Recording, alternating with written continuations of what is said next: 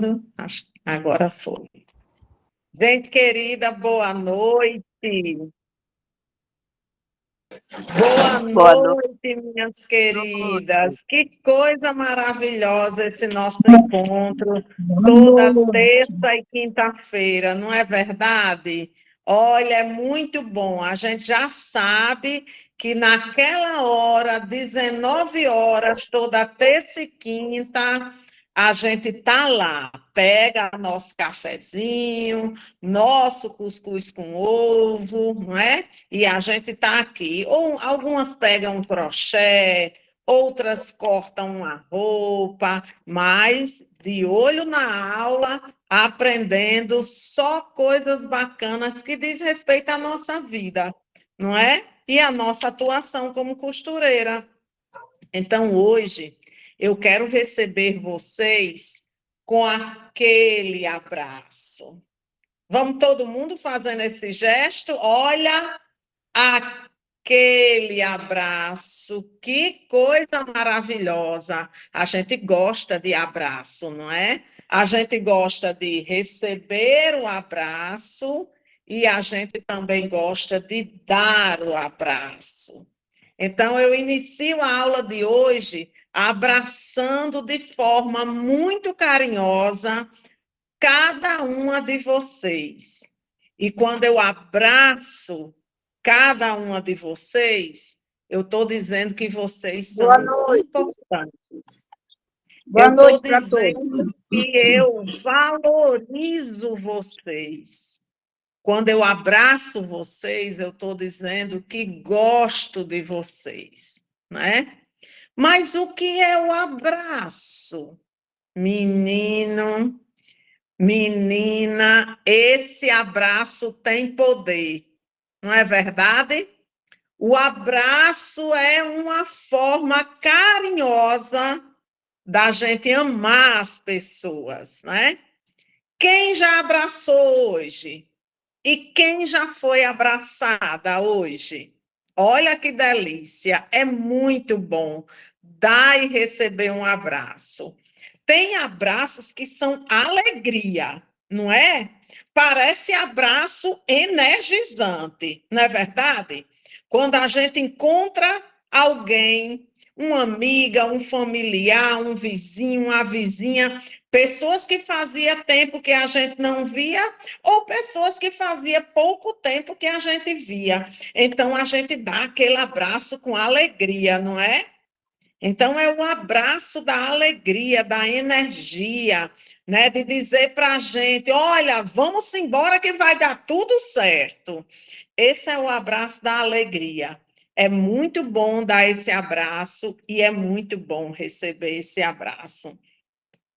Mas tem aquele abraço do consolo, do acalanto. É o abraço que quando a gente está com problema, tudo que a gente quer é receber esse abraço, não é? É o abraço que quando a gente sente, ai, que delícia, o coração fica quentinho e tudo passa. As ideias até, ó, melhoram para a gente resolver o problema, não é? Tudo pela força de um abraço. Olha que coisa mágica, não é? E tem abraço que é casa. Já escutaram essa expressão? O seu abraço é a minha casa. Porque aquele abraço é colo, é proteção, é segurança. É um abraço que nunca falha, não é? A gente sempre diz, o abraço de mãe é o abraço casa, aconchego.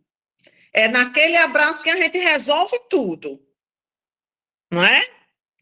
Esse é o abraço casa. Que coisa deliciosa, não é? Muito bem.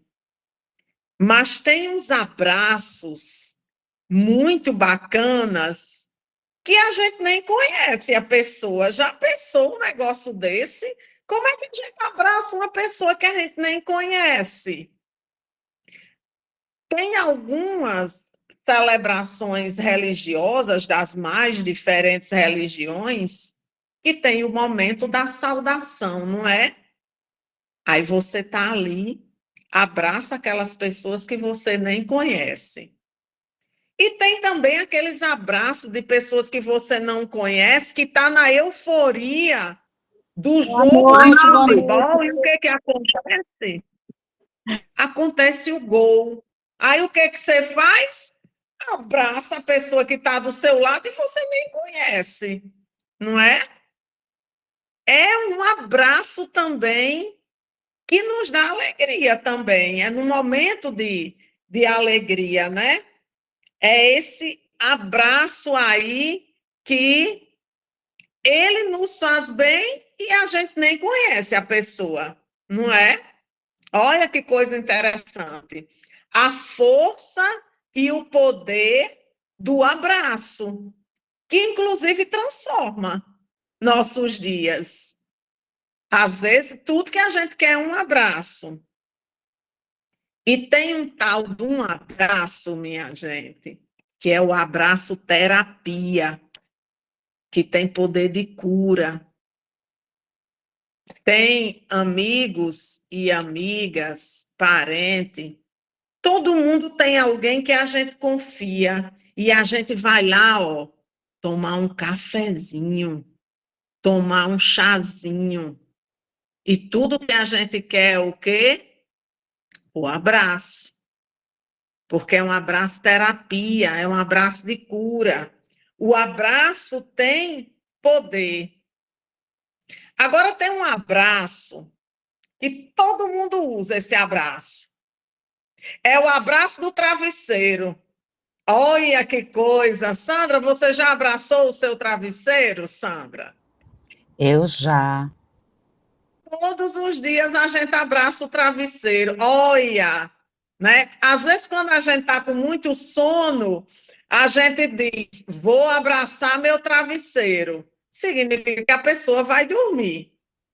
Ou então a gente diz assim: vou abraçar meu travesseiro para pensar melhor. Olha aí, você vai lá e abraça o travesseiro. Mas, na verdade, você não está abraçando o travesseiro. Você está abraçando a você mesma. Porque você fica ali quietinha, abraçada com o travesseiro, agradecendo como foi o dia e pensando como é que vai resolver tal costura, o que que vai fazer amanhã, o que que tem planejado. E a gente fica lembrando de pessoas queridas, não é? Mas às vezes nesse abraço a gente também chora, não é? Às vezes a gente também chora. Então, esse abraço do travesseiro também é um abraço muito bom, a gente gosta, não é? Esse é o abraço do travesseiro que a gente faz todo dia, não é não? A gente abraça todo dia. Mas, minha gente, tem um abraço que é fundamental para a nossa organização. É o abraço que a gente diz, abraço da causa. Olha só. A gente conhece pessoas que gostam muito de cuidar de animais. Essa pessoa abraçou a causa dos animais, da proteção, do cuidado. Tem pessoas que gostam muito de plantas. Então, elas vão lá, arborizam na vizinhança, na frente da sua casa. Essa pessoa abraçou a causa da natureza. A gente está numa rede de confecções. A gente precisa e a gente abraçou essa causa. É o abraço compromisso, é o abraço dedicação, é o abraço onde a gente se encontra com nossas companheiras e pensa e diz: Vamos fortalecer a nossa rede solidária de confecções. Isso significa que a gente abraçou essa causa, não é? A gente abraçou esse potencial que nós temos de juntas acessar o programa PESES e juntas a gente construir a produção para os editais do governo do estado e a partir daí a gente acessa a renda. Então a gente abraçou a rede solidária de confecções. Levanta a mão aí assim, ó. Quem abraçou a rede solidária de confecções?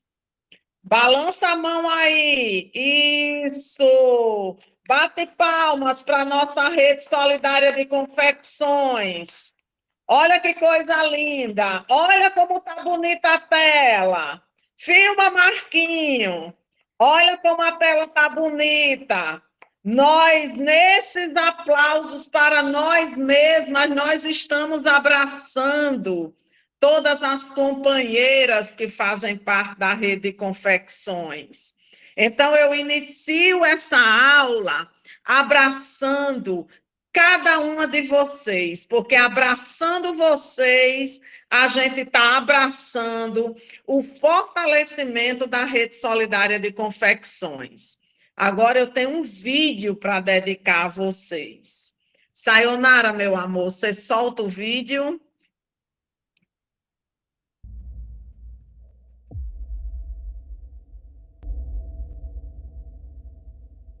Você já parou para pensar na magia que rola quando a gente se conecta através de um abraço? Não é só aquele aperto de ombros. É um verdadeiro ato de energia positiva. Eu acredito que a vida está cheia de momentos que pedem um abraço. E é nessa conexão física que a gente encontra força. Às vezes, a gente se enrola tanto nas tarefas do dia a dia, nas redes sociais, que esquece o poder de um abraço sincero. Eu tô falando de algo que transcende palavras, que fala direto ao coração. É como se todo o peso do mundo pudesse ser aliviado em um simples gesto. Lembra da última vez que você abraçou alguém e sentiu aquele calor humano? Pode ter sido um amigo, um familiar, ou até mesmo alguém que você mal conhecia. O importante é que, por alguns segundos, vocês foram uma única coisa só. E isso é algo mágico. O abraço, ele não só acalma, mas ele cura. Sabe aquelas batalhas diárias que a gente enfrenta? Às vezes, só precisamos de um abraço forte para nos lembrar de que somos mais fortes do que pensamos. É tipo um superpoder que a gente carrega na manga, prontinho para ser usado. Eu sei que tem momentos em que a vida parece uma montanha-russa, cheia de altos e baixos. Mas o abraço é tipo um cinto de segurança que nos mantém firmes durante o percurso. Ele nos faz lembrar que não estamos sozinhos nessa jornada.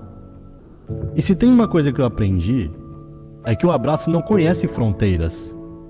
Não importa a língua que a gente fala, a cor da pele, a religião, o abraço é uma linguagem universal. É como se a gente dissesse: ei, estamos juntos nessa jornada chamada vida. Então, que tal começar a abraçar agora mesmo? Seja alguém que esteja ao seu lado, seja alguém que esteja na cozinha, em qualquer canto. Seja virtualmente, seja pessoalmente, porque o mundo está carente desse toque humano.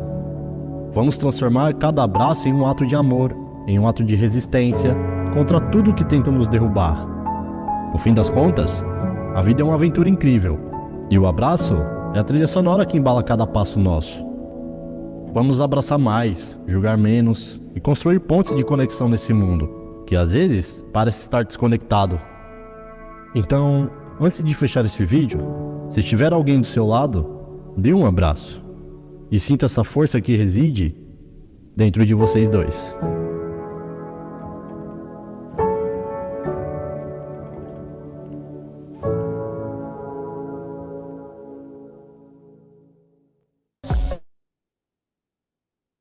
Então, com esse vídeo, eu quero abraçar cada um e cada uma, e mais importante, da mensagem que fica hoje, vamos abraçar a rede solidária de confecções.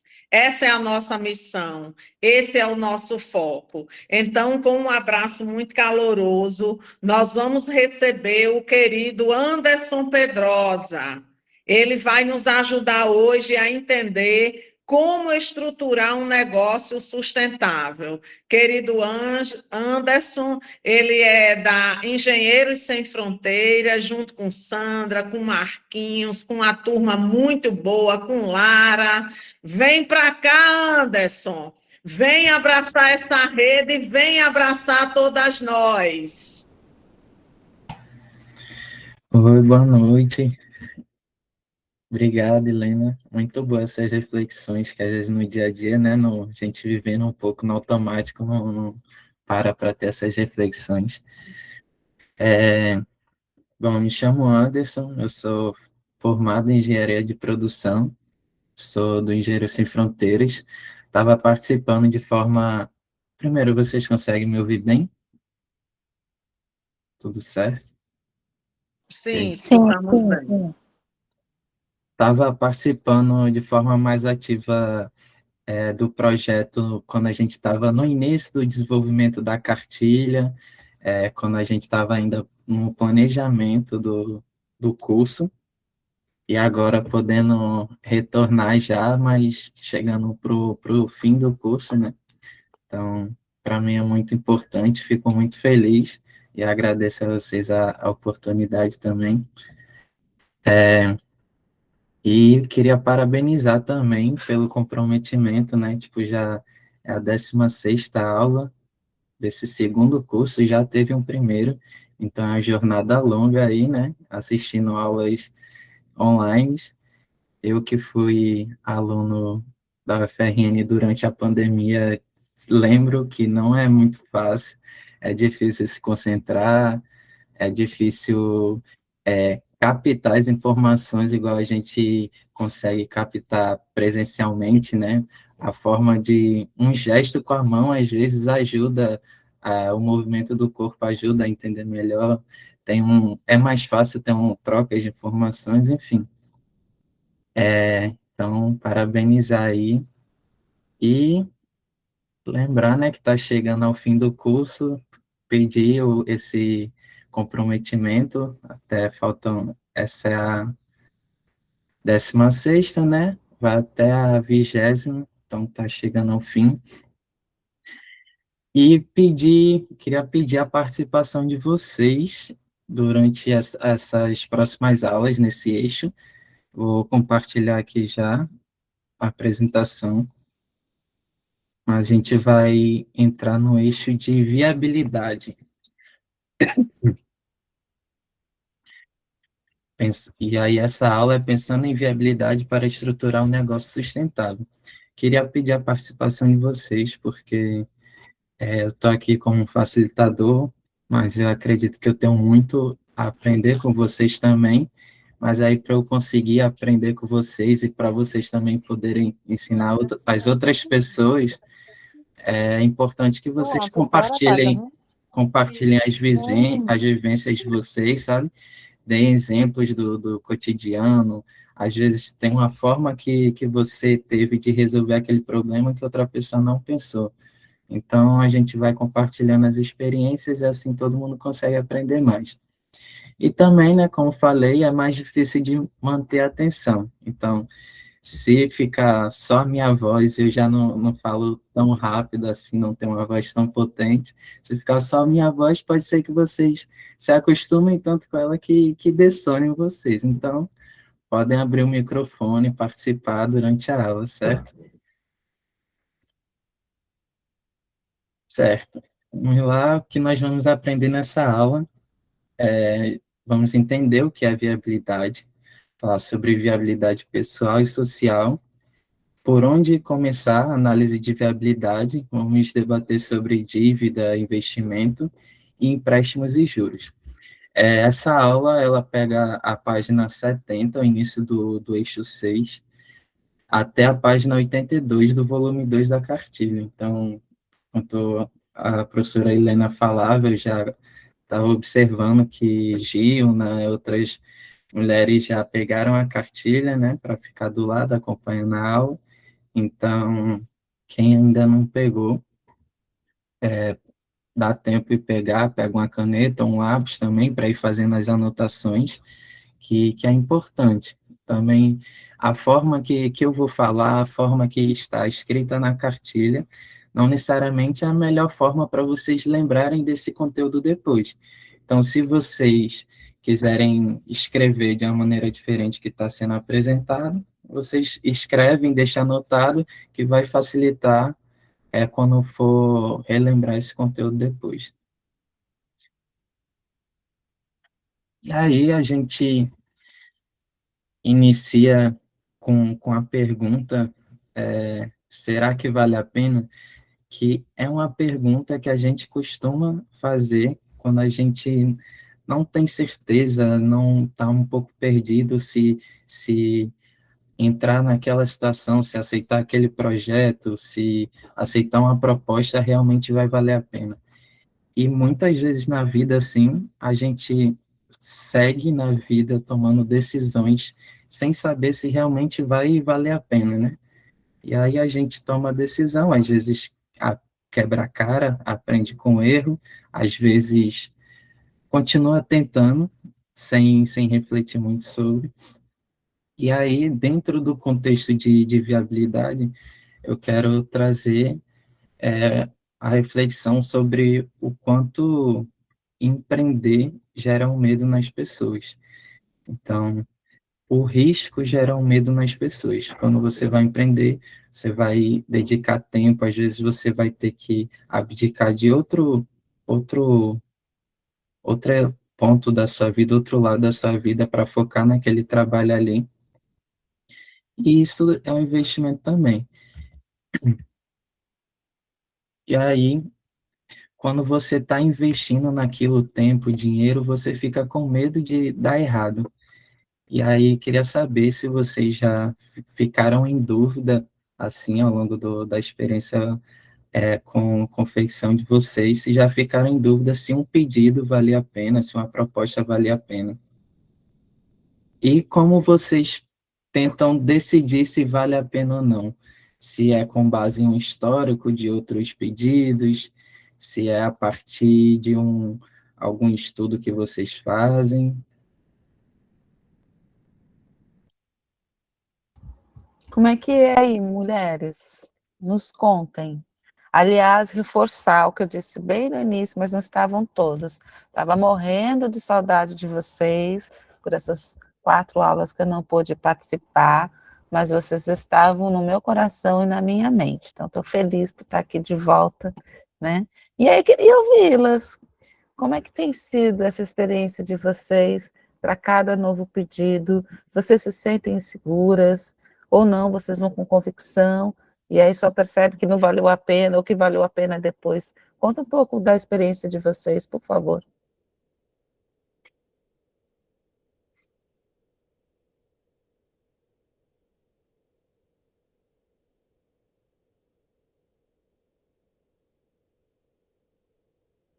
A Franciele está falando aqui que no período da pandemia, se conseguiriam entregar uma certa quantidade de máscaras.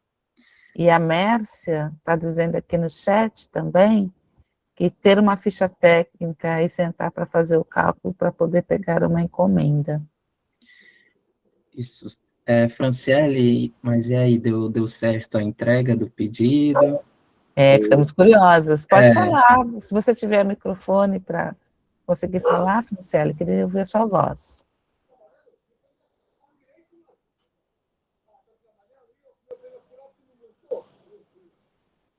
Estão caladas. Oi, gente, boa noite. Oi, vai lá, Franciele. No período da pandemia, como todos passaram, né, também por esse episódio, a gente, como nunca tinha trabalhado com máscaras, a gente recebeu essa proposta para máscaras e a gente tinha um certo receio, né, de não conseguir entregar, porque nunca tinha trabalhado com esse produto, mas conseguimos sim entregar, viu, gente? Deu certo. Teve alguma outra situação, Franciele? Não, assim, não, de início não. Só essas do episódio da máscara, porque a gente, como a quantidade era grande e a gente nunca tinha trabalhado, então, para a gente era uma coisa nova e a gente teve receio de não dar conta, né? Até então. Mas aí deu e vieram os moldes prontos já, sabe? Cortados, era só para fechar e colocar aquela tirinha que era para amarrar. Aí era para, na período, se não me engano, era para polícia, hospitais, alguns setores.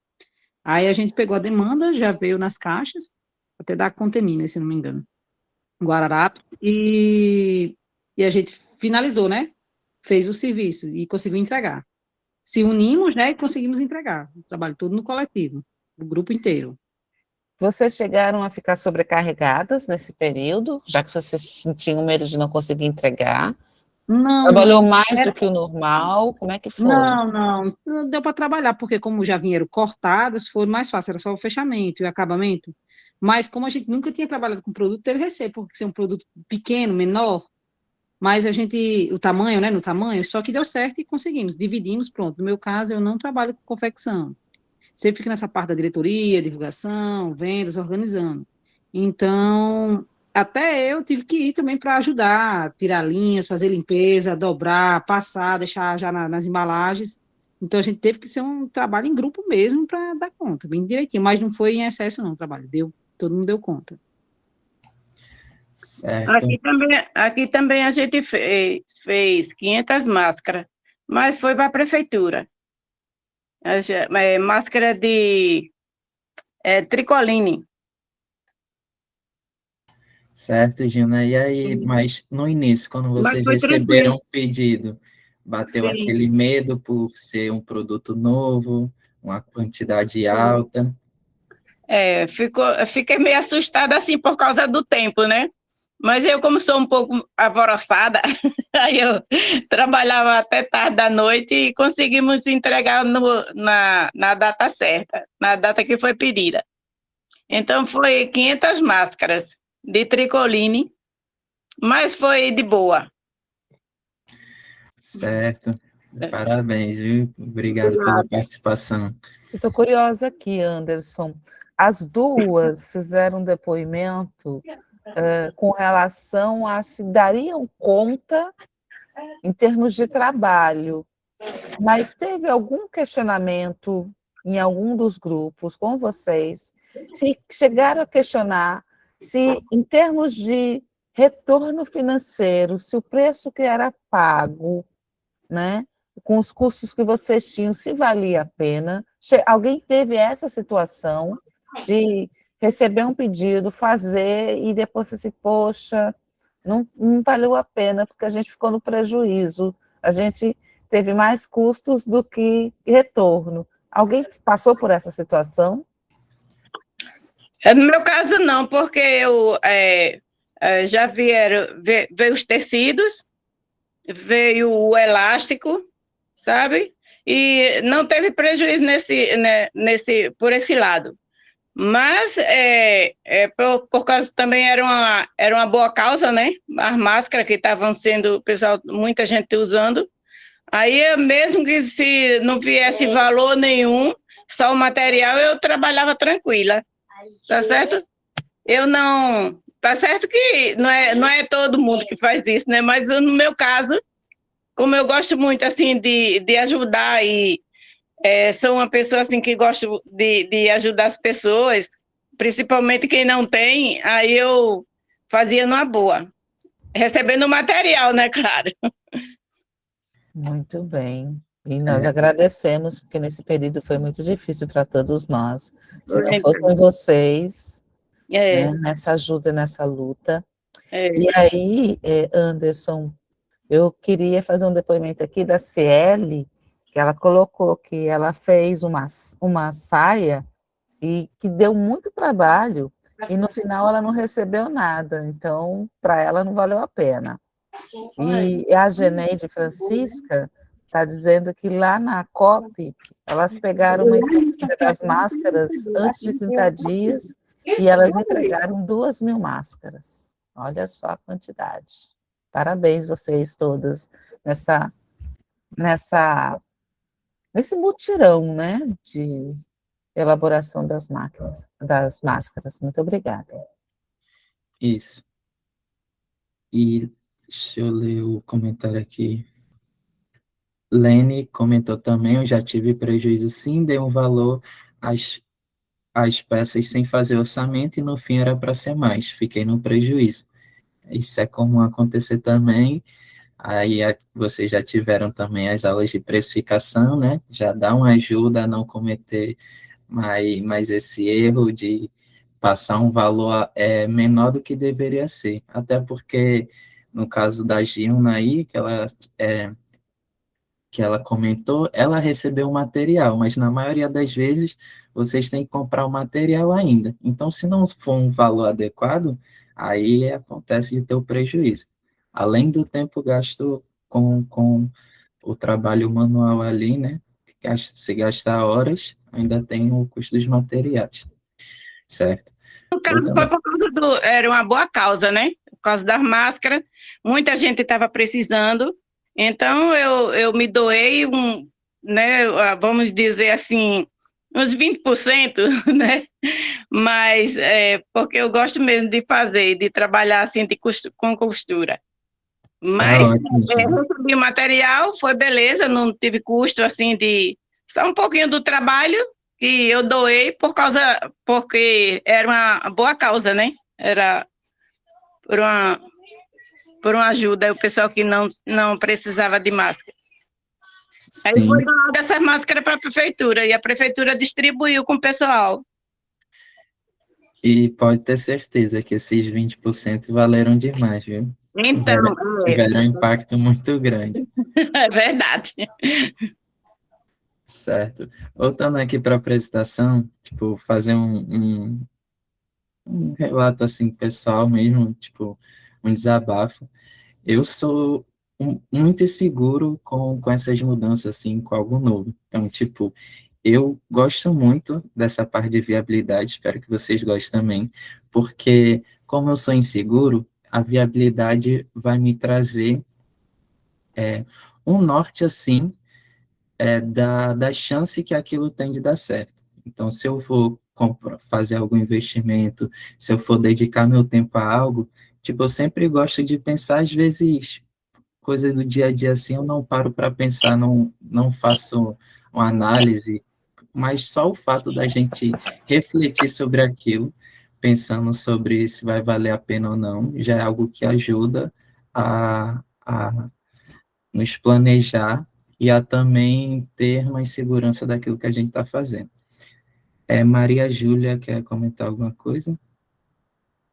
Ou levantou a mão sem querer?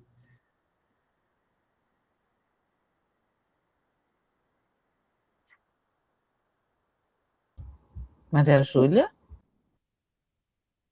Eu Eu acho acho que que sem querer. mas se alguém quiser participar, fica à vontade, certo?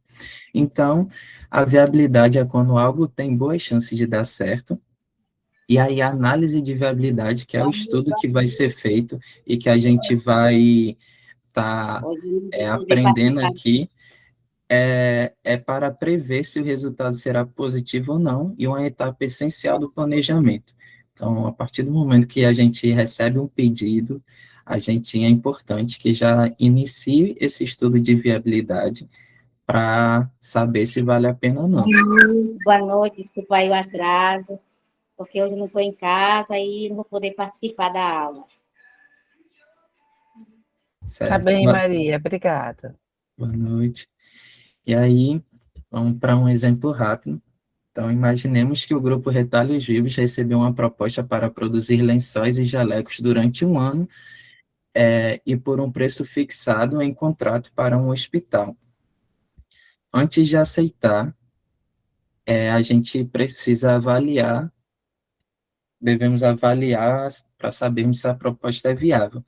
E aí eu queria saber de vocês, o que vocês, quando recebem um pedido, seja ele grande, pequeno, de um produto novo, o que vocês costumam considerar para saber se é viável ou não aceitar aquela proposta.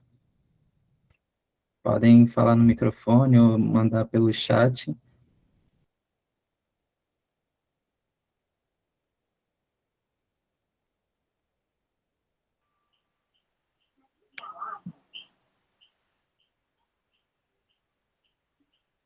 Pode falar, Graça. Já que o assunto é sobre propostas e desafios, eu quero aqui compartilhar com todos uma proposta que eu recebi, eu acho que mais ou menos 4 anos atrás, eu sem conhecer a pessoa, né? Ela mora em Natal, e através de uma cliente minha e amiga, que trabalhava com ela na Assembleia Legislativa, desculpa aí, quase que não saía, e para fazer 2 vestidos de lantejoula. E eu nunca tinha costurado lantejoula, né? Todo bordado em lantejoula. Ela comprou, e outra coisa, a minha cliente, né, e amiga, já veio com os tecidos, né, de lantejoula. Para mim fazer o forro, para mim fazer. E eu peguei esse desafio, né, quebrei ainda 2 agulhas da máquina, mas consegui. Ela só mandou, ela só mandou um macacão, um mini macacão, porque o modelo era frente única, né, atrás nu, mas ela gostou, e essa pessoa é filha de uma pessoa da senadora,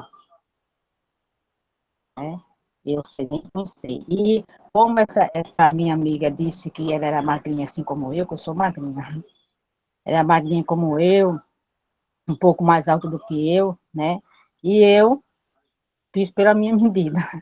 Quando terminei o vestido todo pronto, aí no manequim primeiro, depois em mim, que eu tenho manequim, eu faço sob medida, e experimentei em mim, né? E a minha amiga levou para ela e achou ótimo, ela adorou, né? E eu fiquei muito, assim, impressionada, né? Porque eu não gosto de falar não, sempre eu aceito os desafios, né? Independente de qualquer circunstância, eu aceito. E eu sempre não cobro muito caro, né? Mas cobrei o que valia, o meu trabalho que me deu, né? Aí a minha amiga disse, cobre, aumente as duas agulhas que você quebrou, né? E ela gostou, graças a Deus. Foi um desafio muito grande, viu? Eu nunca ter costurado lantejoula, porque quem é costureira sabe que lantejoula, né? O tecido todo de lantejoula. A gente vai costurando e a agulha vai batendo, né? Vai batendo na lantejoula. Essa foi a minha experiência. Parabéns, viu, Graça? E aí, você comentou, né, que geralmente você gosta dos desafios, não gosta da não, e geralmente sempre aceita. Mas antes de aceitar o desafio, você reflete sobre o trabalho que vai dar, quanto vai custar, o valor que deve ser cobrado. Ela não perguntou o valor, né? Mas quando pergunta, eu faço primeiro o orçamento, faço um levantamento, né? De o trabalho que vai dar, é verdade. Mas ela não quis saber por quanto eu fazia, entendeu? A mulher simplesmente soube, falando para essa amiga que gostaria de ter uma festa para ir, e gostaria de fazer esses vestidos de lantejoula, um vermelho e um pink.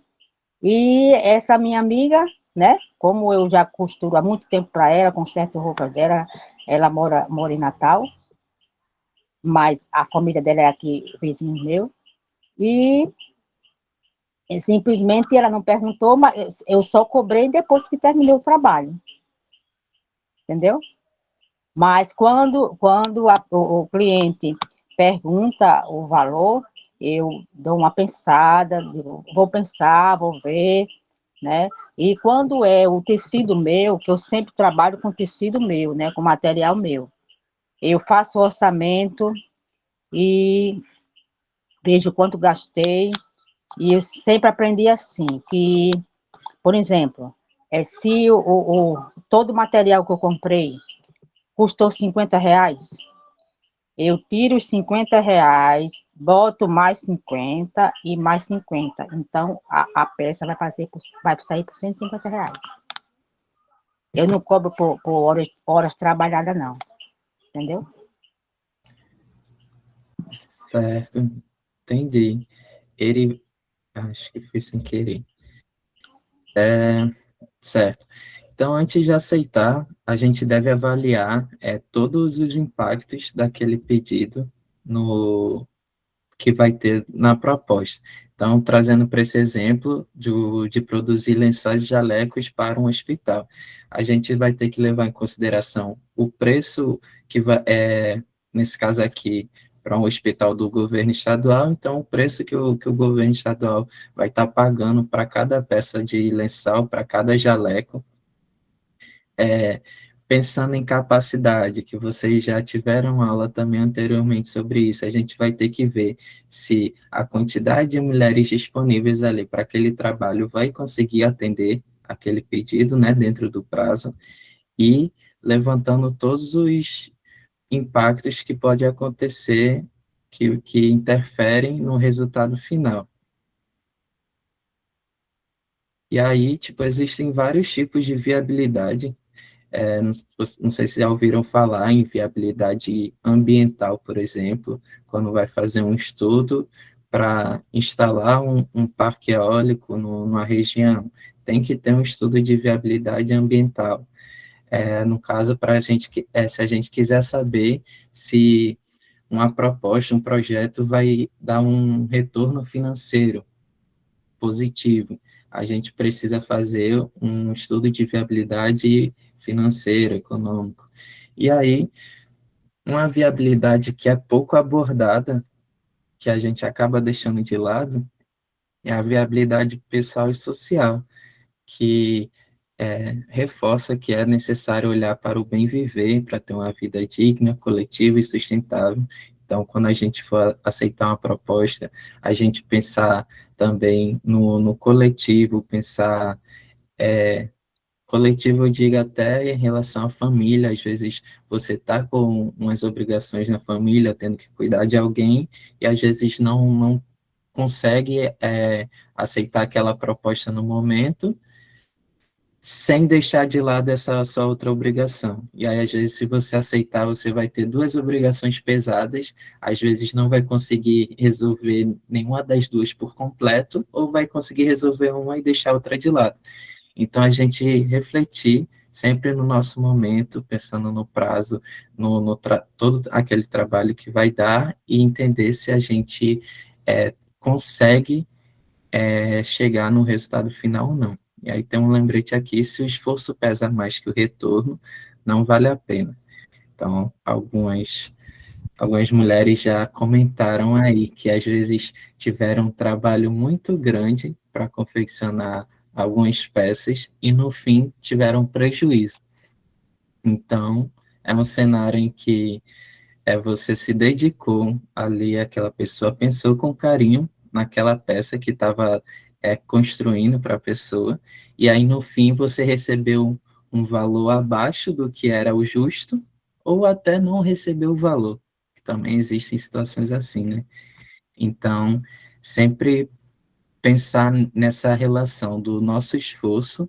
No caso da Gilna, tudo bem, ela deu ênfase que era por uma boa causa, mas nosso trabalho ele precisa ser reconhecido, não só apenas com palavras, com gestos, mas também com a remuneração que é o justo. Não precisa, a gente não precisa ser valores absurdos, mas também que a gente possa receber o justo pelo esforço que foi dedicado. Pode falar, professora Sandra. Eu queria fazer acho que um alerta mesmo para todas nós, né? Sobre o olhar do bem viver, porque às vezes a gente aceita uma encomenda em que a gente vai ter que trabalhar 12, 16 horas, 20 horas. Eu tive uma tia que ela começou a ter vários problemas de coluna e também respiratórias por tantas horas que ela ficava, todos os dias. Então, não só o tempo de passar com a família, né, o tempo do descanso, mas também pensar na saúde, né, na nossa saúde.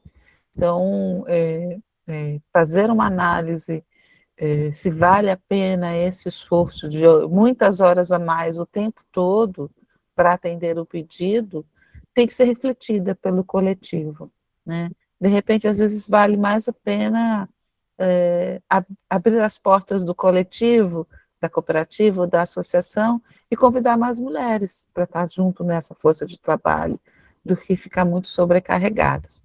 Mas esse é um assunto que a gente ainda vai permear ao longo desse eixo, né, de viabilidade, né, desses alertas e desses cuidados, porque a ideia é que a gente possa, né, cuidar dos outros, mas cuidar de nós também, né? Então, era isso. Isso, professora. E até, às vezes, na cartilha, se eu não me engano, tem um exemplo, né, de uma proposta que tem um bom retorno financeiro, mas um prazo bem curto. E aí, tipo, a costureira, ela pode decidir se dedicar por longas horas para cumprir aquele prazo, conseguir entregar e receber, ter o retorno financeiro. Mas a gente tem que se perguntar que custo, né? Às vezes a gente, como a professora falou, às vezes a gente se sobrecarrega com algo sem medir as consequências no futuro. Então, às vezes, você pode adoecer devido a uma sobrecarga durante um período, e aí você doente, às vezes, não consegue pegar novos trabalhos depois, tem que dar um tempo de repouso para se recuperar. Então, pode acontecer situações assim que no fim não vai valer a pena pela sua saúde, pelos seus momentos de lazer com a família, entre outras situações.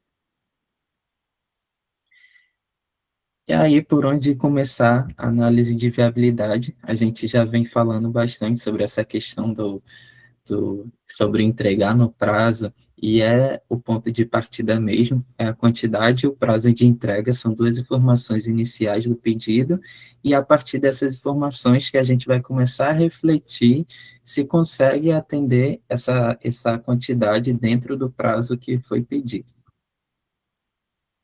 E aí aqui tem alguns pontos para se considerar, se perguntar, refletir antes de aceitar um pedido, que seria quanto tempo para a compra de materiais e organização do espaço.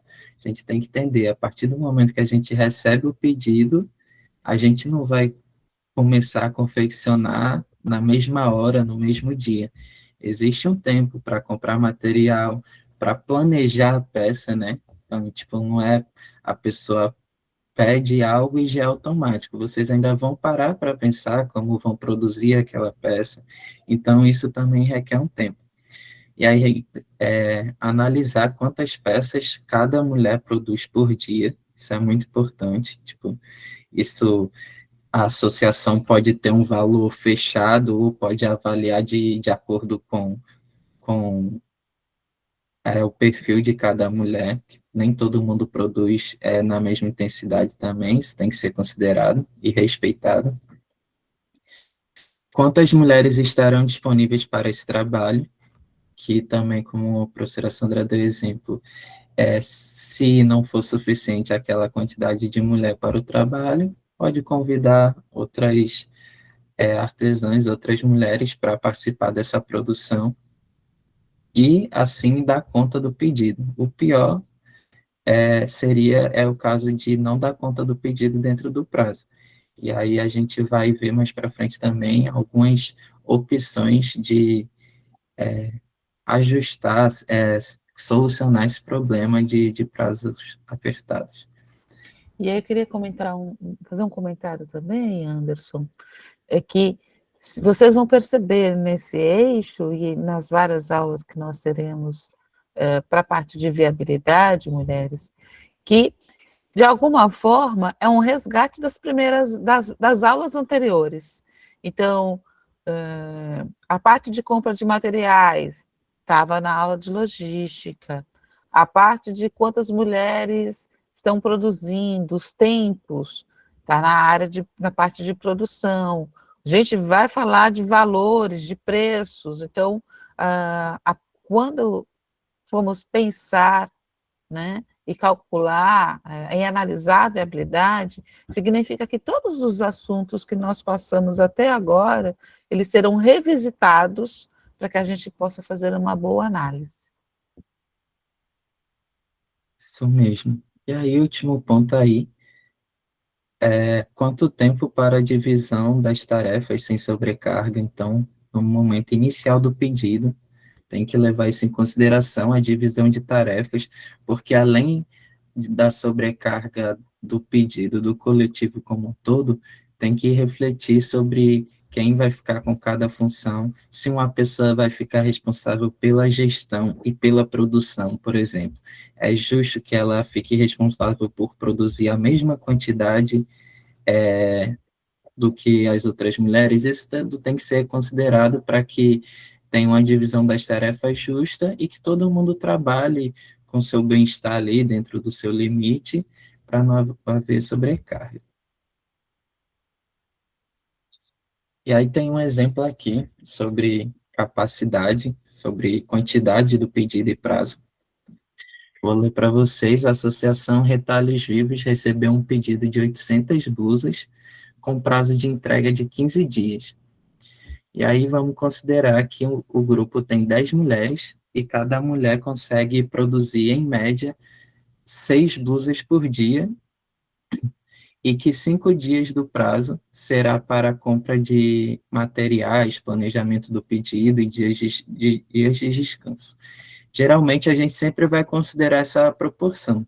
Se aqui é 15 dias, 5 dias são para compra de materiais e planejamento. No caso, 1/3 a gente vai sempre considerar para esse fim.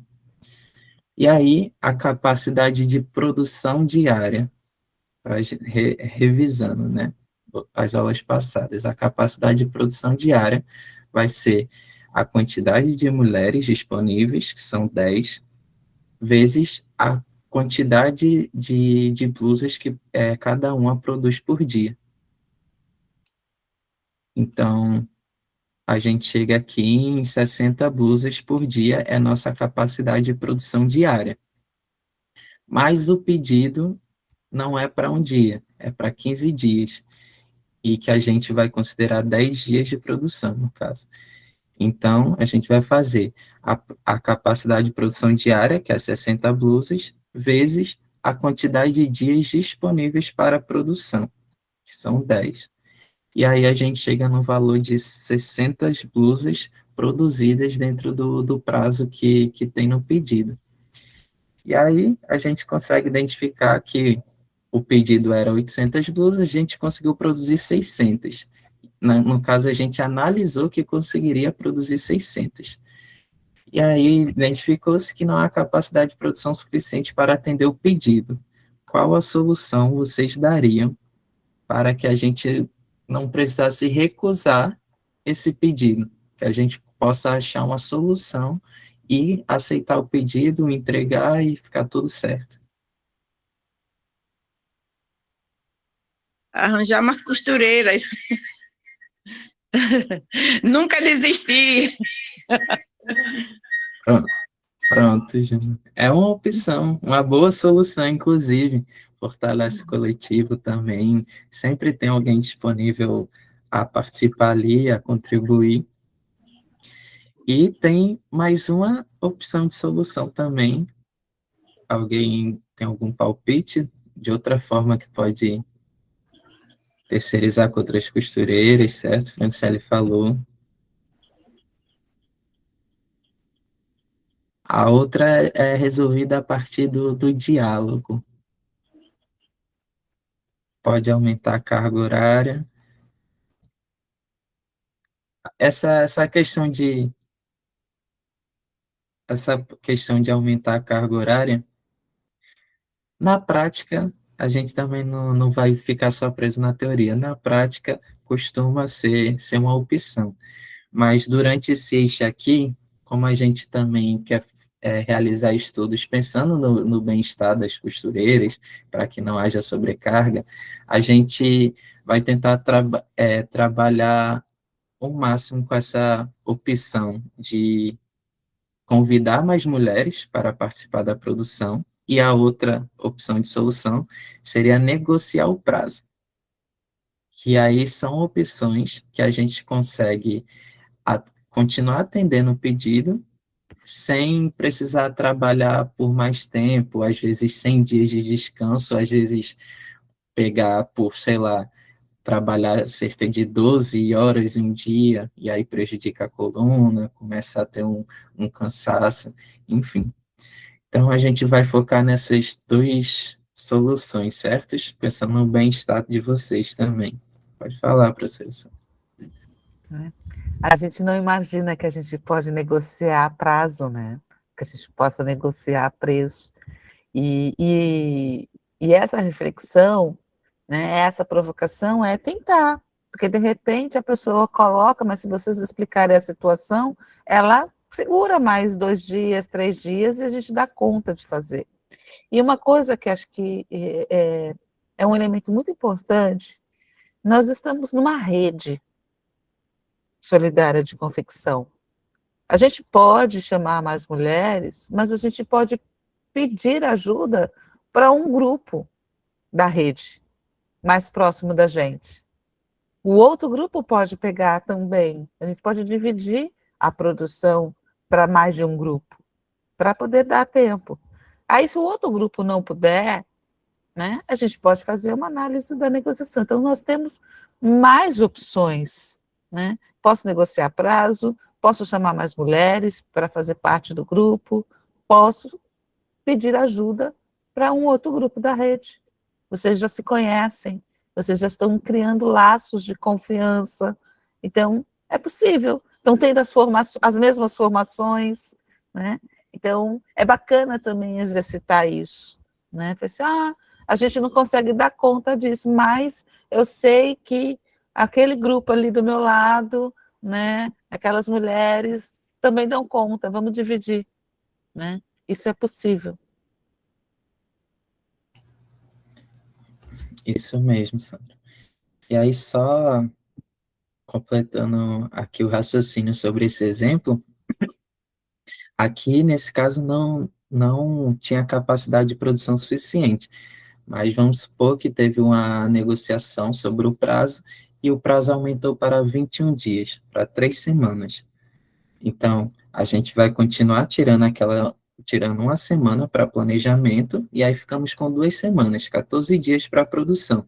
Se a gente considerar 14 dias de produção, a gente consegue atender esse pedido de 800 blusas, que no caso ficariam, o coletivo conseguiria produzir 840 blusas com prazo de 21 dias. Então, é importante considerar essa opção de negociação do prazo, e geralmente é melhor ter essa transparência com o cliente de negociar o prazo.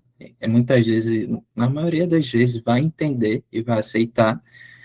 É melhor do que, às vezes, tentar cumprir um prazo apertado por algum imprevisto, ter algum problema em cima da hora e atrasar a entrega para aquele cliente que já estava contando com o pedido.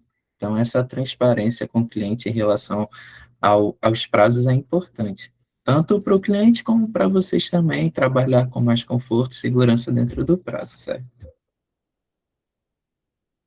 E aí, a gente vai entrar agora na parte sobre investimentos. E aí, investimento, a gente tem que entender como investimento, como já falei, não só investimento financeiro, que a gente faz, o investimento em bens materiais, com máquina, mas também investimento de tempo. E antes de aceitar qualquer pedido, geralmente os investimentos estão mais ligados, a gente pensa mais em pedidos grandes, né? Eu recebi um pedido grande, vou ter que comprar uma máquina nova. Mas em pedidos pequenos, a gente também pode considerar a compra de matéria-prima como investimento, porque você vai, muitas vezes, não sei como fazem o sistema de receber o pagamento sobre a peça, se é 50% no pedido, 50% depois, mas muitas vezes vocês têm que tirar do dinheiro de vocês para comprar a matéria-prima, e só vão receber o valor para cobrir essa compra depois. Então, tem que ser um investimento considerado. E aqui são alguns possíveis investimentos para o empreendimento, que é a compra de máquina ou ferramenta nova, aluguel de um novo espaço, se a associação precisar alugar um espaço maior para comportar todas as mulheres, precisa considerar esse valor. Manutenção de máquinas ou equipamentos, algo que muitas vezes se deixa de lado, porque você não vai estar comprando uma máquina nova, mas você vai comprar uma peça, uma agulha nova, como deram um exemplo aí de uma agulha que quebrou. Então, esse investimento da manutenção tem que ser considerado também. A compra de matéria-prima, novas estratégias de marketing também devem ser consideradas. Por exemplo, uma embalagem, tipo, um dinheiro para investir em uma embalagem assim, bonitinha, que vai agregar valor, que vai fazer com que o cliente tenha um apreço maior por aquele produto. Tudo isso deve ser considerado. Aí tem um questionamento sobre o que é dívida e o que é investimento. Aí vou ler esse diálogo para vocês, para contextualizar. Maria começa. Gente, recebemos uma grande encomenda de lençóis e jalecos, mas não temos a máquina adequada para dar conta da produção e não temos dinheiro para comprar. Aí, dona Nena, Maria, nós podemos fazer um empréstimo para adquirir essa máquina. O problema é a dívida que ficaria com o banco. E aí, Dalva finaliza. Não precisamos enxergar a dívida como algo negativo se ela representar um investimento. Com a máquina, vamos conseguir aumentar a produção para atender o pedido e gerar mais renda para todos. Precisamos analisar se o dinheiro que entrar com o aumento dos pedidos compensa a compra de uma nova máquina. Então, tipo, conseguiram compreender uma reflexão interessante, porque no popular, assim, geralmente no dia a dia a gente tem medo de dever a banco, a pessoa, por dar exemplo, cartão de crédito. Tem muita gente que não gosta de utilizar cartão de crédito porque sente que está devendo ali, e aquilo se torna, às vezes, até um peso para a pessoa saber que está devendo. Porém, se esse valor, essa dívida que está ali no cartão de crédito, no banco, ela foi feita para você comprar uma máquina nova, para você investir no empreendimento e que vai gerar resultados melhores, isso é um investimento válido, a gente não precisa enxergar como algo negativo. Então, o que precisa ser feito é avaliar, né, fazer análise de viabilidade, se realmente compensa comprar aquela máquina naquele momento, ou se a gente consegue dar conta com o que tem hoje, ou se é melhor não aceitar o pedido, porque mesmo que a gente compre a máquina, a gente não vai dar conta. Enfim, tem que avaliar as possibilidades. E isso é interessante, que dá para ser feito até coisas do dia a dia mesmo. A gente avaliar entre um produto e outro, a gente consegue fazer essa comparação de se o investimento vai ser viável ou não, se ele vai trazer um retorno que compense o investimento, sabe?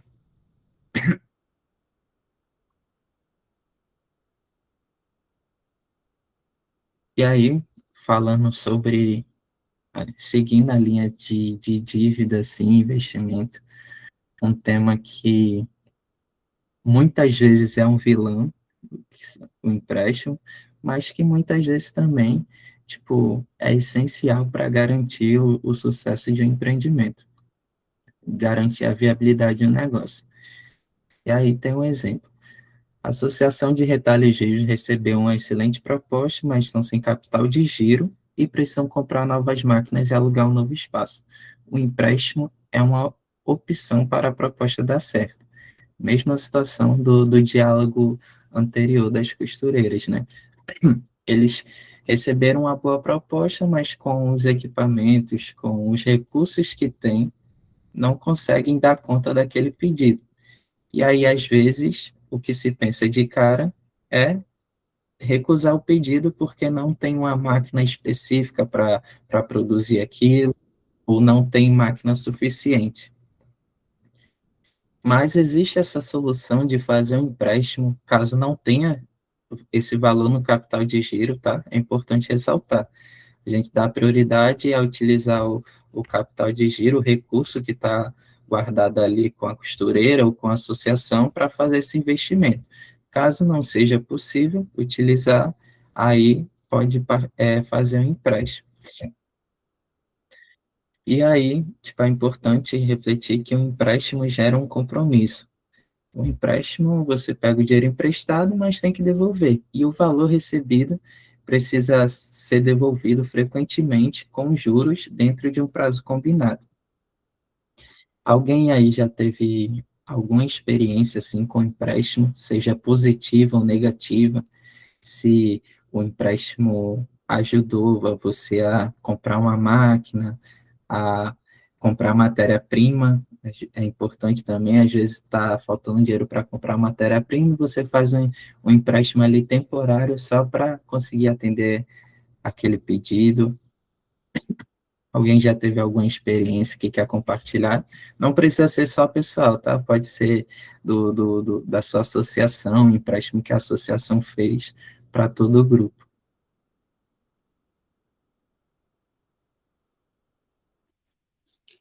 Eu já fiz o empréstimo, mas para comprar minha bordadeira, a máquina de bordar. Aí eu fiz o empréstimo pelo Banco do Nordeste. Mas graças a Deus de boa. Já estou até pensando em fazer outro para comprar outra máquina.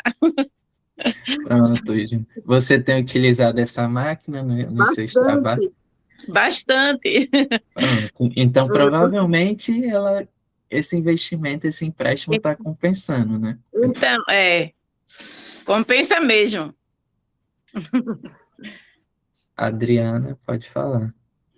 Eu fiz pelo AGM, foi um período bem, um pouquinho antes, coisa de meses, no tempo da pandemia, para comprar barbantes. Então, eu comprei bastante mesmo. Sim, mais de 100 quilos, que até hoje eu ainda tenho. E o pagamento do empréstimo deu tudo certo? Enfrentou Deu algum porque problema? lá era para artesã, aí a AGM ela não cobrava os juros, entendeu? Aí eu dividi em 12 e a parcela era pequenininha. Eu paguei e eu poderia ter renovar, era eu e uma menina artesã. Mas aí depois a gente não precisou e não pegamos mais. Para ficar com um rotativo, sabe? A gente não quis mais pegar, não. Certo. Mais à frente a gente vai comentar sobre algumas opções de empréstimo. Realmente tem essas opções de empréstimo que não tem juros e que é o mais adequado, né? Tipo, fica um valor mais tranquilo de se pagar ao longo dos meses. E a Mércia, no chat, disse que ela já fez algumas vezes o Crédito Amigo do Banco do Nordeste e sempre foi bem positivo. Ela ficou com capital de giro e comprou o que precisava. Ela coloca que o Crédito Amigo é bom porque os juros é bem baixo. E a Luana confirma que o Crédito Amigo é ótimo. Isso é um bom comentário, Mércia, porque tem vezes que fazer um empréstimo, às vezes é até melhor, quando o empréstimo é sem juros ou muito baixo, é até melhor do que utilizar o capital de giro.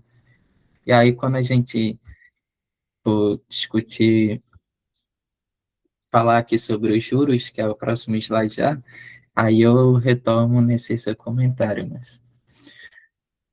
Bom, a gente falou sobre empréstimo. Empréstimo é muito relacionado com juros, né? Porque a maioria dos empréstimos, principalmente empréstimos em bancos tradicionais, né?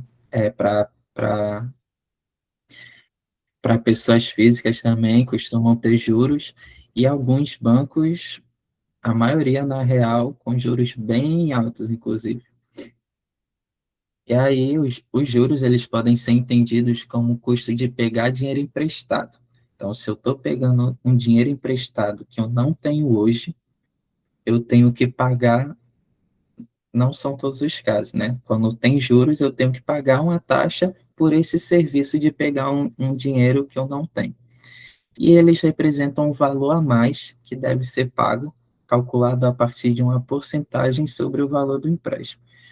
Então, se eu pego uns juros, se eu faço um empréstimo de R$ 1.000 e os juros é de 10%, um juros simples de 10% no ano. Então, quando chegar ao fim do ano, eu vou ter pago ali R$ 100 de juros. No total, eu peguei R$ 1.000 e vou pagar 1.100 para o banco ali, a instituição com quem eu peguei aquele empréstimo.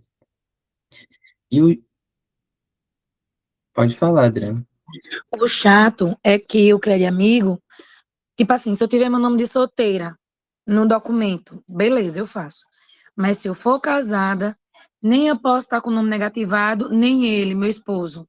E ele tem que ir para assinar um papel, viu? Porque senão não é liberado o valor do dinheiro. Foi o que aconteceu com a colega da gente. A menina ficou morta de vergonha, porque o valor estava liberado. Na hora da assinatura, o marido não quis assinar, bateu o pé e disse que não assinava, porque a gente era um bando de enrolona e não ia pagar o empréstimo.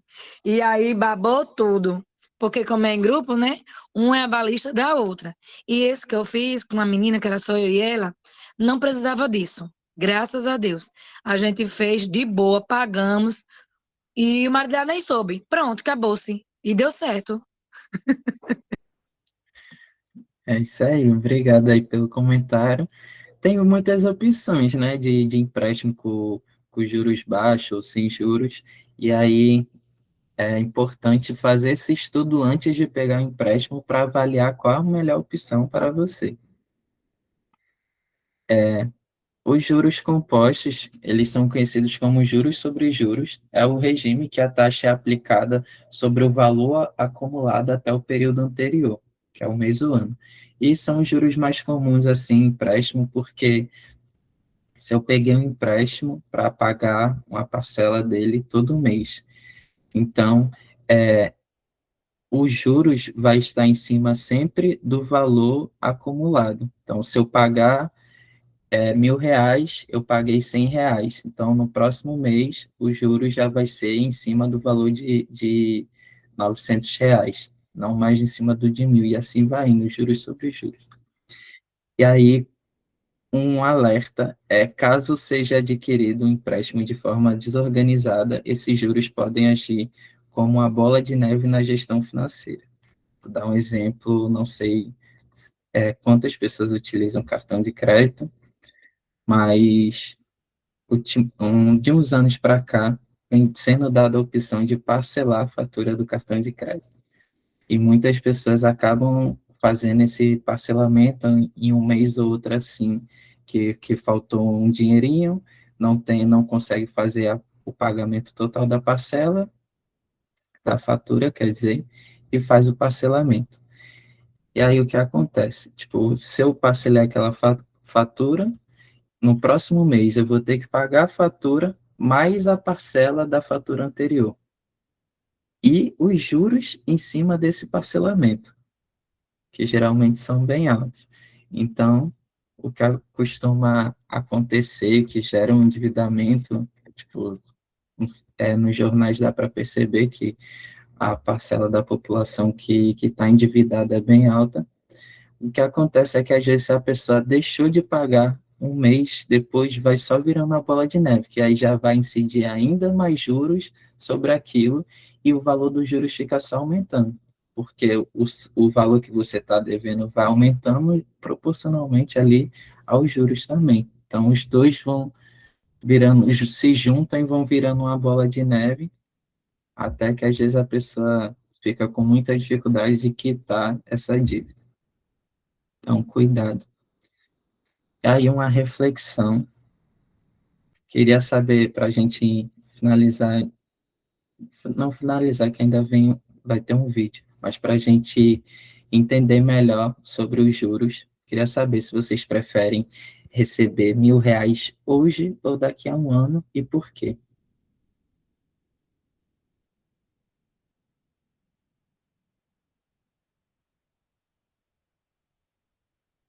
É agora que a gente está precisando, não é daqui a um ano. Não é isso? É. Pronto. Então, é isso. Eu acredito que todo mundo vai preferir receber R$ 1.000 hoje, né? Tipo, a gente não quer ficar esperando para receber dinheiro. Todo mundo quer ter dinheiro agora. E essa questão de todo mundo querer ter o dinheiro agora, tipo, a gente pode concordar, assim, que o dinheiro de hoje, ele vale mais do que o dinheiro daqui a um ano. Por exemplo, se todo mundo quer ter dinheiro agora, então o dinheiro de hoje é mais importante. E aí os juros servem para fazer essa compensação assim de tempo. Então, tanto que os juros eles são sempre por um período, mensal, anual. Então, os juros, uma das funções, né, existem outras que a gente vai ver no vídeo, é para compensar esse tempo do dinheiro presente e o dinheiro futuro. Então, eu vou dar um exemplo. Se eu pego um empréstimo, eu estou trazendo um dinheiro que eu não tenho, que eu poderia ter no futuro, para agora. Então, eu vou pagar os juros para compensar esse adiantamento, né, desse valor. E existe o outro lado, como o Messi tinha comentado do capital de giro, imagino que já tenham, em algum momento da vida, colocado dinheiro em poupança, ou umas caixinhas, né, como chama os bancos mais modernos hoje. Esse dinheiro ali, é um dinheiro que você tem no momento, mas que você, quando você coloca na poupança, você diz para o banco, eu não estou precisando e não estou querendo usar esse dinheiro agora, nesse momento. Então, você disponibiliza lá para o banco, a poupança é como se fosse um empréstimo para o banco. E aí o banco vai usar esse dinheiro para emprestar para as outras pessoas que estão precisando de dinheiro agora e vai bonificar você por isso, dando ali uma parcela de juros, um rendimento em cima daquele valor. Então, se você colocar R$ 1.000 na poupança hoje, daqui a um ano você vai ter mais dinheiro do que esses R$ 1.000, que é justamente esses juros. Então, os juros, ele também pode ser positivo, quando é para um investimento assim. Então, por exemplo, no caso que a Mércia falou, ela pode ter preferido ficar com o capital de giro dela e realizar um empréstimo que, no momento, tinha boas condições para ela, sabe?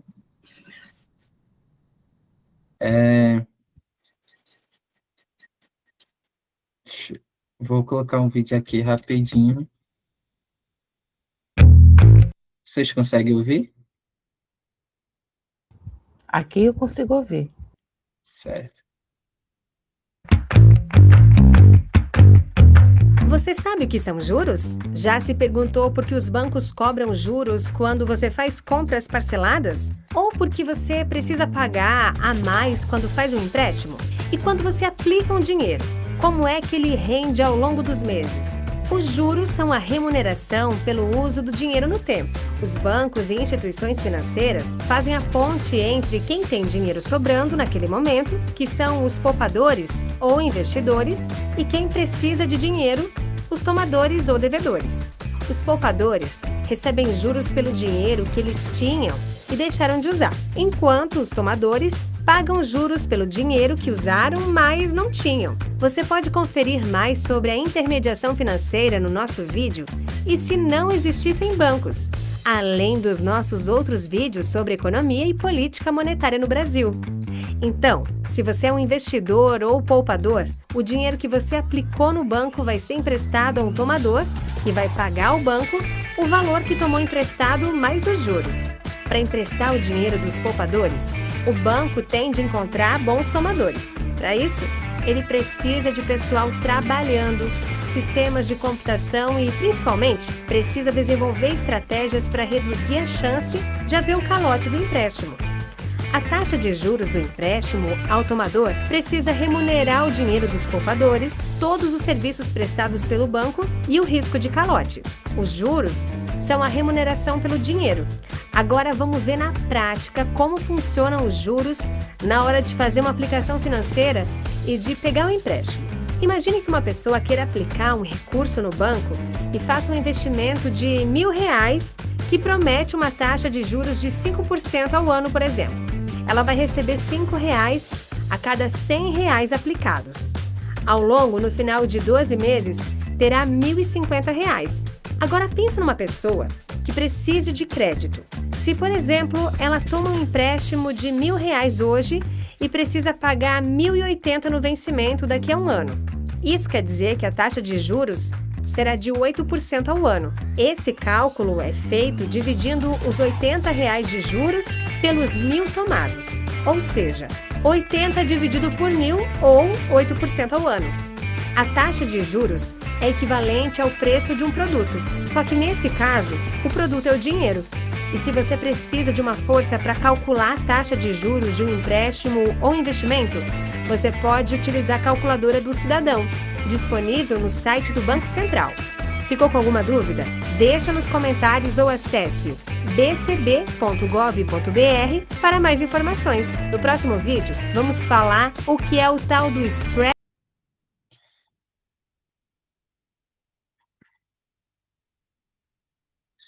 Certo, esse vídeo é do Banco Central do Brasil. Ele é um contexto mais de mercado, mais mercado assim, de empresas privadas, de pessoas investidoras, mas que é importante para a gente entender a dinâmica dos juros e saber avaliar qual é a melhor opção quando for necessário para o coletivo fazer esse empréstimo.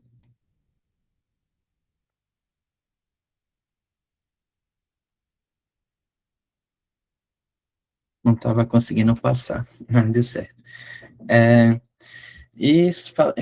Fechando essa parte, falando sobre as condições de empréstimo, cada solicitante de empréstimo tem o seu perfil avaliado pelo banco, assim como a Adriana comentou, e recebe condições específicas. Então, dependendo se você é casada, se o nome está limpo, seu nome ou do marido se está limpo, dependendo da sua atividade, assim, trabalho, geralmente quando a pessoa é microempreendedora, tem umas condições diferentes, assim, geralmente melhores, que tem, reforçando, pessoa física, CPF, né, geralmente tem acesso mais simples, qualquer banco você consegue fazer empréstimo, mas pode ter juros mais altos. Tipo, eu já fiz uma simulação, nunca fiz um empréstimo, né, mas já fiz simulação e realmente são juros bem altos mesmo. O banco às vezes se aproveita dessa compensação do risco do calote, né, como fala no vídeo, para às vezes abusar dos juros. E quando é uma pessoa jurídica, pode acessar linhas com melhores condições, especialmente quando vinculadas a programas produtivos. Então, quando pensar em fazer um empréstimo, sempre avalie se vai ser melhor fazer um empréstimo individual ou se seria melhor reunir toda a associação coletiva para fazer um empréstimo com todos, para o grupo todo. E aí, na economia solidária, existem formas de acesso ao crédito que são mais justas e pensadas para apoiar o trabalho coletivo, como os fundos rotativos solidários, a agência desenvolve RN, AGN, que já foi citada, inclusive, e os bancos comunitários. E essas são as melhores opções para vocês adquirirem um empréstimo. Ainda assim, tipo, façam a avaliação das condições de cada uma para entender qual o melhor, certo? E aí a gente vai finalizar a aula de hoje com uma parte prática. Queria que vocês deixassem aberta a cartilha aí nessa página 81. É uma atividade referente a essa página. Eu fiz uma alteração de valores, porque queria deixar disponível essa atividade da cartilha para vocês fazerem depois também. Então, aqui eu mudei alguns valores só para o resultado final ser diferente. E aí que vocês tenham a oportunidade de, em algum momento depois, inclusive sugiro e peço que após a aula vocês possam fazer vocês mesmos com os valores que estão na cartilha, certo? E aí a gente resolve aqui como um exemplo para vocês entenderem de maneira mais prática, assim, como fazer essa análise de viabilidade, saber a proposta é viável ou não.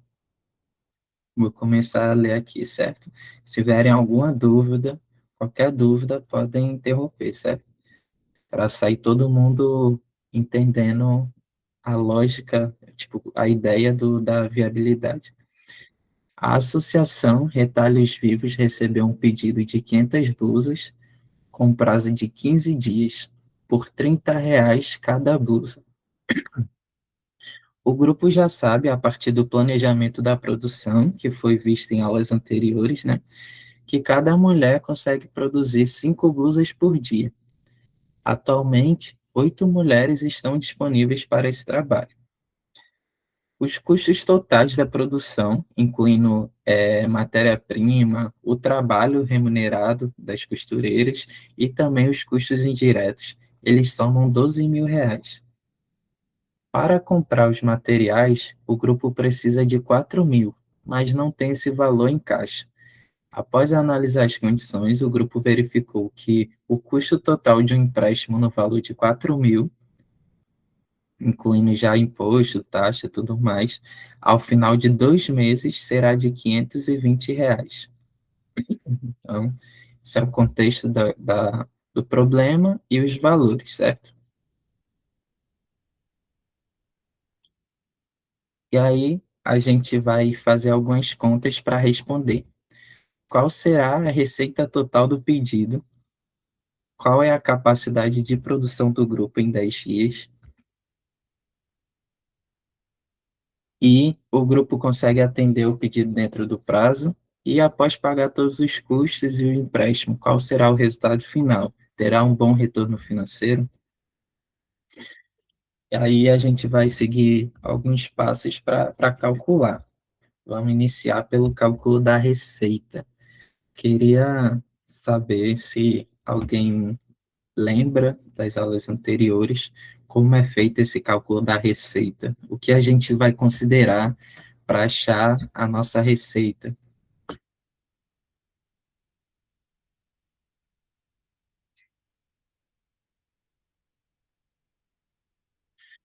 E aí, quem se recorda?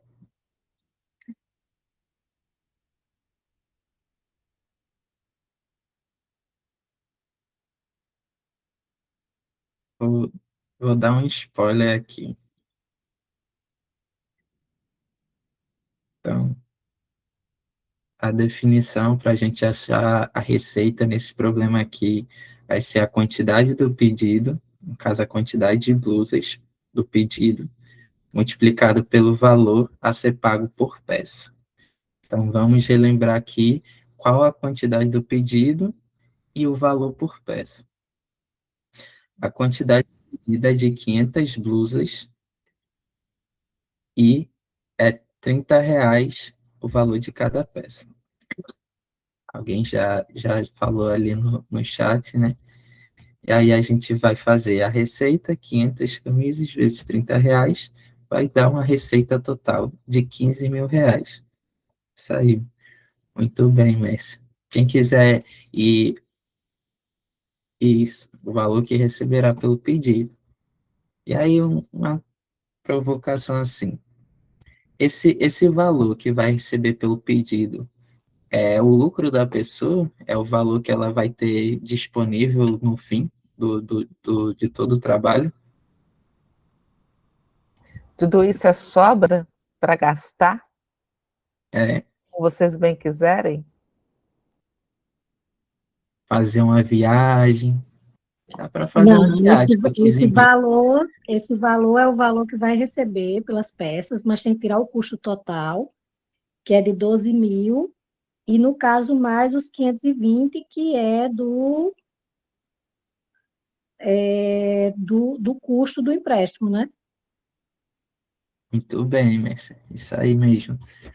Então, a nossa receita é o valor que a gente vai receber, mas não necessariamente, na real, não vai ser, né? O valor que a gente vai ter de sobra no fim, porque a gente tem que arcar ainda com alguns custos para a produção.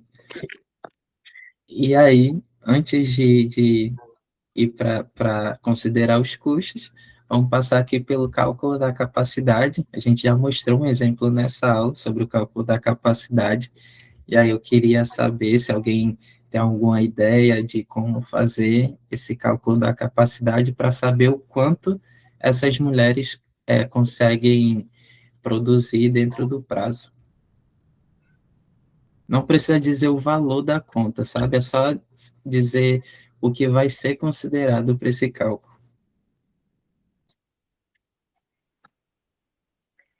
No caso, a quantidade de mulheres, que são 8, e a quantidade de peças que elas vão conseguir produzir por dia, que são 5. Muito bem. Que capacidade, a gente vai fazer a capacidade diária, que é a quantidade de peças que conseguem produzir, é multiplicado pelo número de mulheres. E aí a gente chega numa capacidade diária de 40 blusas. Então, essas 8 mulheres conseguem produzir 40 blusas a cada dia útil, né? E aí, a capacidade total, para chegar na capacidade total, a gente vai pegar as 40 blusas que consegue produzir um dia e multiplicar pelo número de dias do prazo. São 15 dias, tá certo?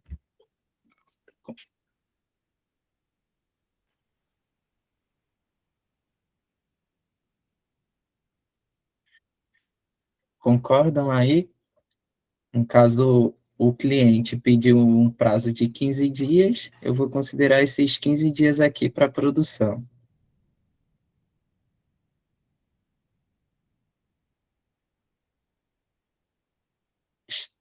Poderia estar certo se a gente não considerasse o tempo de planejamento, de descanso, o tempo de compra de materiais.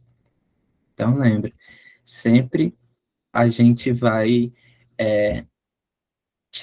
tirar 1/3 daquele tempo, daquele prazo, para se dedicar às outras tarefas e também para descanso.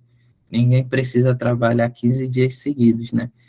Então, nesse caso, o grupo não consegue atender o pedido porque foram considerados 15 dias de produção, mas o correto seria considerar 10 dias, certo? E aí, quando a gente vai refazer, a gente faz 40 blusas novamente, mas agora com 10 dias de produção, que é o correto, dando tempo de descanso e de planejamento das atividades. E aí chega uma capacidade total de 400 blusas. Alguém lembra qual era o pedido? De quantas blusas era no pedido? São 500. Pronto, então a gente ainda não chegou não encaixou, né? Não chegou no ideal, porque se o pedido é 500, a gente consegue produzir 400, então ainda não consegue aceitar aquele pedido dentro dessas condições. E aí a gente deve recusar esse pedido?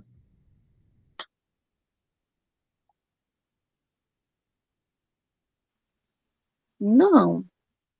Primeiro deve ver formas de conseguir atender esse pedido. Conversar com a pessoa que fez o pedido, ver se consegue dividir esse trabalho com outras pessoas, como a gente viu hoje, né, com outros grupos, com outros artesãos, para ver, né, o diálogo ou uma forma de dividir esse trabalho para dar certo.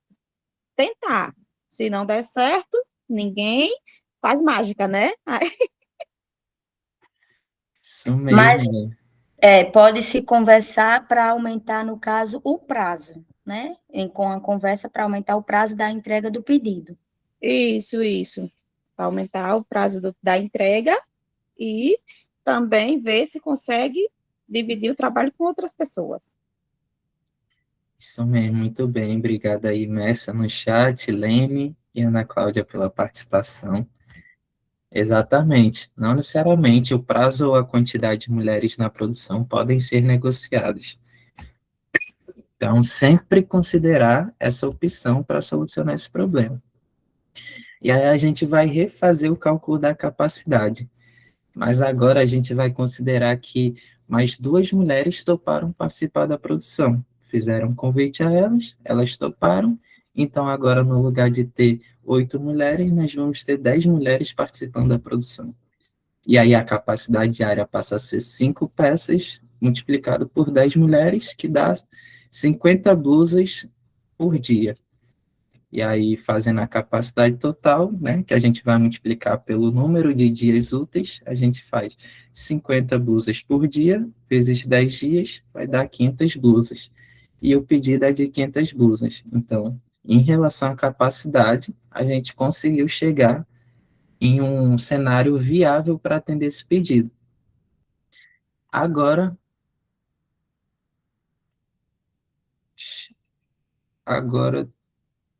a gente vai para o cálculo do resultado final para saber se financeiramente é um pedido viável. E aí, deixa eu passar aqui como já Messi já falou, né? A gente vai subtrair da receita total os custos da produção e o valor dos juros do empréstimo. Então, nosso resultado vai ser a receita menos os custos. E aí, o resultado deu 15 mil reais, né? Da venda das blusas, mas precisa pagar 12 mil reais dos custos e ainda 520 reais do custo do empréstimo. E aí o resultado final ficou uma sobra de R$ 2.480. Todo mundo conseguiu entender a lógica para se chegar, saber se a proposta é viável ou não? A gente tem que entender se é viável no âmbito pessoal, né? Que a gente comentou lá no início da aula, se é viável no sentido da capacidade produtiva e se é viável também financeiramente. Nesse caso aqui, a gente teve um probleminha ali com a capacidade, como vocês falaram, deram a solução, conseguiu ajustar, convidando mais mulheres, e aí chegou num resultado bom para todo mundo. E aí, estamos chegando ao fim da aula, só uma provocação queria saber o porquê, se a gente pegou 4 mil reais de empréstimo e teve ainda 520 das taxas, porque a gente não teve não considerou aqui no cálculo devolver 4.520 reais. Se foi o valor total que a gente teve que pagar do empréstimo.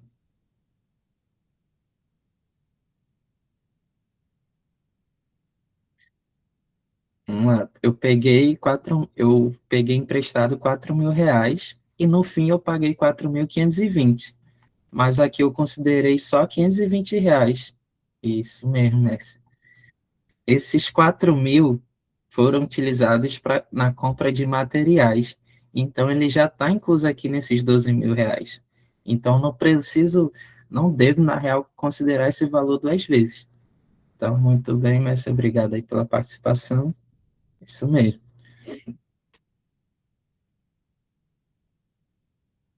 E aí, de início, o pedido não era viável por não ter capacidade de produção suficiente para atender o prazo, porém, com o reforço de 2 mulheres na produção, o pedido passou a ser viável. E aí, alguém tem alguma dúvida ou quer complementar sobre essa prática? Essa aqui a gente está iniciando os cálculos, né? Tipo, antes a gente estava vendo exemplos mais teóricos, assim, de forma mais geral, e aqui já teve alguns cálculos. Nas próximas aulas, a gente vai aprofundando essas análises de viabilidade até que vocês consigam praticar, consigam fazer esse estudo para o empreendimento de vocês, tanto individual como coletivo, e avaliar se é viável dentro de todos os âmbitos. Nas próximas aulas, a gente vai ver, na próxima aula, na real, vamos entender o que é depreciação, e aí só um spoiler, uma máquina que a gente compra hoje, ela vai perdendo valor, né? Ela vai enferrujando, vai perdendo, não vai funcionando da mesma forma com o passar do tempo. Então, essa perda de valor, assim, de desempenho de um item é considerado nessa depreciação. Vamos passar rapidamente também sobre os impostos e fazer uma revisão de todos os conceitos e valores utilizados na análise de viabilidade.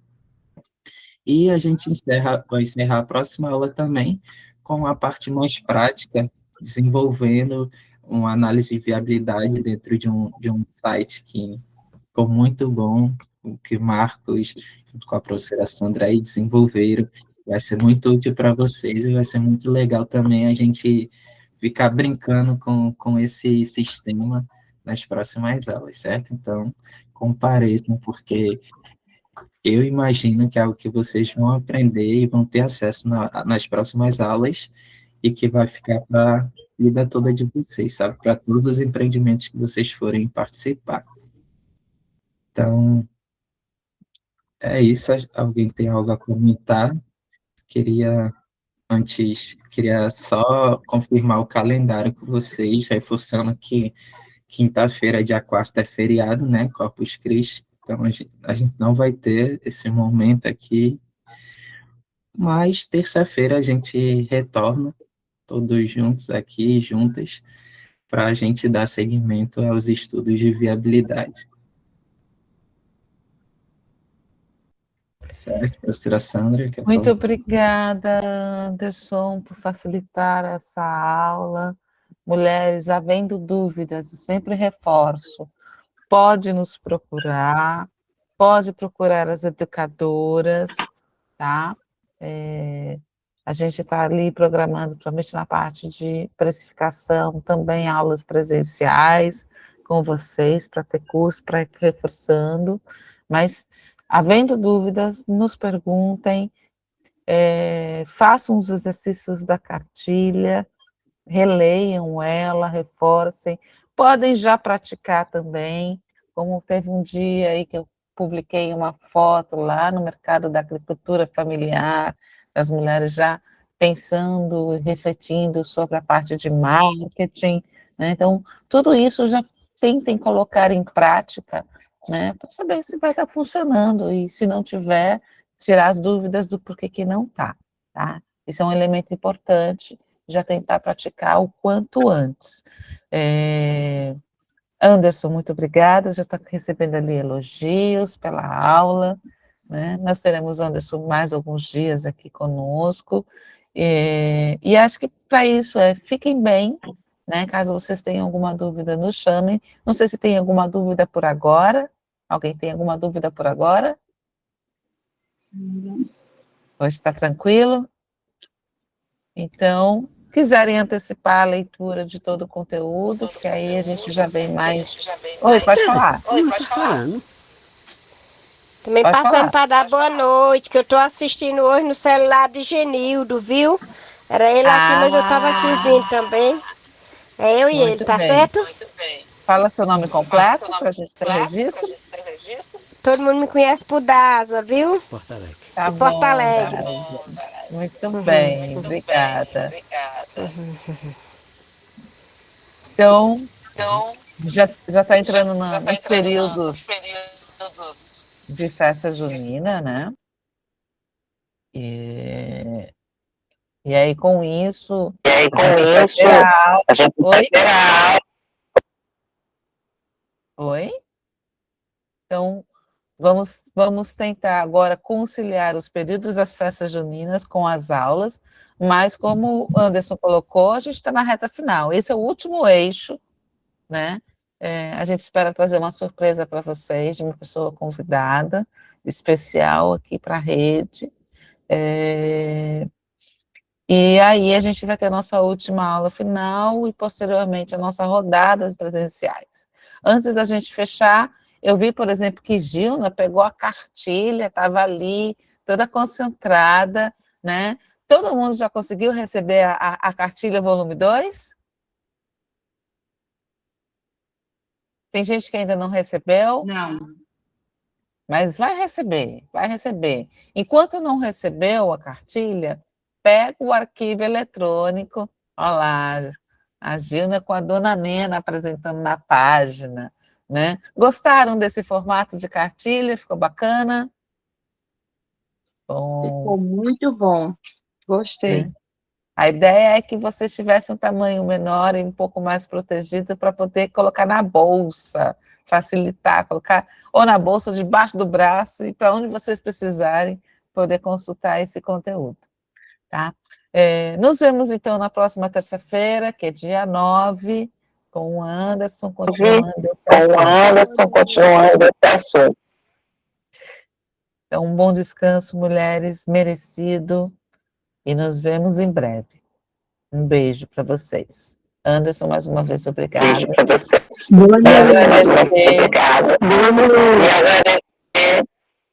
A professora Helena, que fez uma belíssima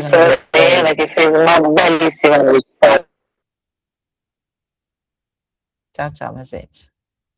Tchau, boa noite, bom descanso e bom feriado, viu? Até terça-feira. Não se convertam em tarifas efetivas.